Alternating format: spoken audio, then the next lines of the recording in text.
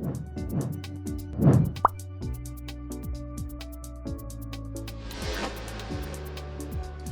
right, everybody. Hey, listen, welcome back to Ask Dr. Barry. So it's interesting. One of the questions I get all the time, or just put it this way, one of the conversations that I have with many, many people because of my 33 years in the emergency medicine business is that, people always want to hear stories from the ER, stories from the front line, story from the battlefield.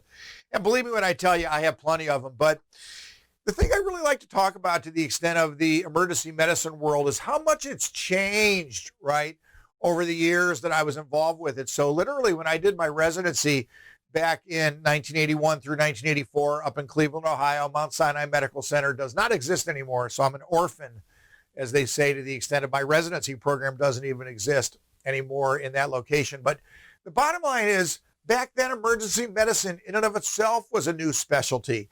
In the 70s and 60s, people were still being brought into the emergency rooms, literally in the back of hearses, because the funeral homes were the only ones that had the extended, van or station wagon, so to speak, to be able to put a gurney in the back. So there was no EMS, there were no paramedics. You would literally be picked up either at your home or at the scene of an accident, put in the hearse or whatever, doubled as an ambulance for the day, and you were brought into the emergency department. So even then it was interesting. And what I want to talk about today is the fact that in that era, it was a different era in so many ways, including pain management and pain medications. People are struck when I tell them, for the first 16 years of my emergency medicine career, essentially 1984 when I started attending or completed my residency program through the year 2000 or so. And people don't believe this, but I tell them it's true. I probably did maybe 5, 6, 10 at most narcotic overdose cases in that entire 16 years in a daily emergency medicine practice in big cities and small cities, Cleveland, Akron, Ohio, Mansfield, Ohio. But later, the last 16 years of my career, between the year 2000 and 2015 when I retired, we were up to 5 a month, It slowly increased, but the narcotic overdose situation was not present early in my career. And there's a big reason for it. Listen, heroin's always existed. It's been in the undercurrent of society. Those users of heroin are not particularly healthy people in a lot of ways. They have heart valve infections, they have abscesses, any number of social and medical problems.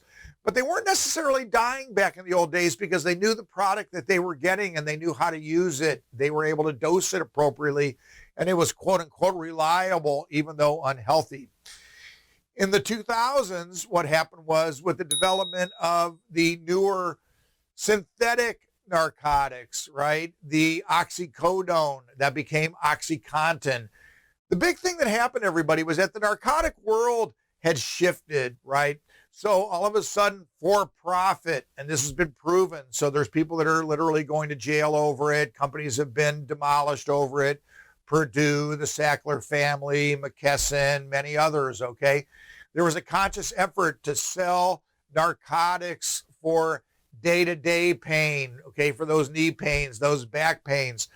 There was a advertising campaign, literally, by these drug companies that when they put the content coating on it, so to speak, to make it a longer affecting, product, that there wouldn't be addictive potential or less so because you wouldn't have that immediate rush of a high. Meanwhile, narcotic addicts learned early on that all you had to do was crunch up the product and you could inhale it.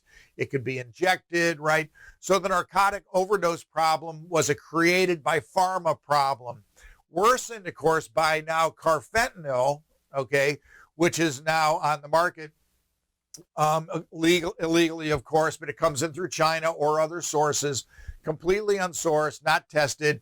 And that's why people die of narcotic overdoses over and over. The story from the ER today is of the narcotic addict that I've resuscitated more than once in the same day.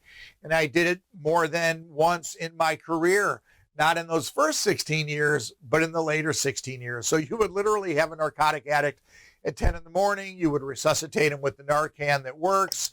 Their family would gather. They'd have a good lunch. You'd counsel the family and the patient.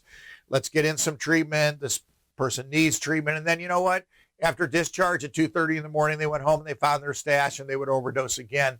So the point is, ERs change, times change, stories change. Okay. So remember that the narcotic overdose crisis was not always around. It's a critical need today. And one of the reasons that, once again, cannabis can be very useful in the pain management world, in the harm reduction world. And of course, we need further research to further know how to use all these substances more appropriately.